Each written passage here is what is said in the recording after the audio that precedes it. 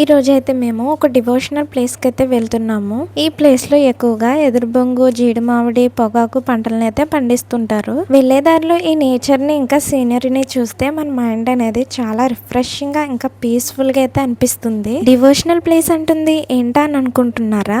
అదేనండి, మన ఆంధ్ర తెలంగాణ బోర్డర్ కు మధ్యలో ఉన్న బుట్టాయిగూడెం మండలంలో ఉన్న శ్రీ గుబ్బల మంగమ్మ తల్లి టెంపుల్ కి అయితే వచ్చేసాము. ఈ ఆలయం ప్రత్యేకత ఏమిటంటే కొండ చర్యల మధ్య ప్రకృతి అందాల నడుమ గుబ్బలు గుబ్బలుగా ఉన్న గుహలో అయితే అమ్మవారు స్వయంభూగా అయితే వెలిచారు. ఈ టెంపుల్ టైమింగ్స్ వచ్చేసి మార్నింగ్ 5 to ఈవినింగ్ 5 వరకు మాత్రమే ఆలయ ప్రవేశం అనేది ఉంటుంది. ఈ టెంపుల్ అయితే వర్షాకాలంలో ఫుల్ క్లోజ్ లో అయితే ఉంటుంది.